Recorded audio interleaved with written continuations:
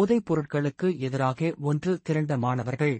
மது பாட்டில், போதை மாத்திரை, புகையிலை வடிவில் நின்று மாணவர்கள் விழிப்புணர்வு. ஒரே நேரத்தில் 1500க்கும் மேற்பட்ட மாணவர்கள் விழிப்புணர்வு ஏற்படுத்தியது ஐன்ஸ்டீன் உலக சாதனை புத்தகத்தில் இடம்பெற்றுள்ளது. மாணவர்களின் சாதனை கழுகு பார்வையில் போதைப் பொருட்கள் பயன்பாட்டால் ஏற்படும் தீமைகள் குறித்து தமிழக அரசுடன் இணைந்து காவல்துறையினர் தொடர்ந்து பல்வேறு விழிப்புணர்வை ஏற்படுத்தி வருகின்றனர்.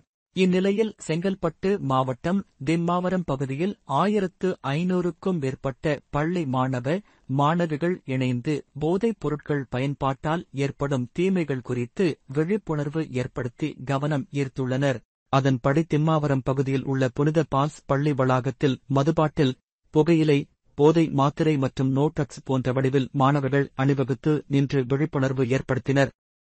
ஒரே நேரத்தில் 1500க்கும் மேற்பட்ட மாணவிகள் இணைந்து நடத்திய இந்நிகழ்வு ஐன்ஸ்டீன் உலக சாதனை புத்தகத்தில் இடம் பிடித்தது. முன்னதாக இந்நிகழ்ச்சியை துவக்கி வைத்து பேசிய பிரபல கவிஞரும் எழுத்தாளருமான மனுஷ்யபுத்திரன் போதைப் பொருட்களை தடுப்பதில் தமிழக காவல்துறையினர் தொடர்ந்து கவனம் செலுத்தி வருவதாக குறிப்பிட்டார்.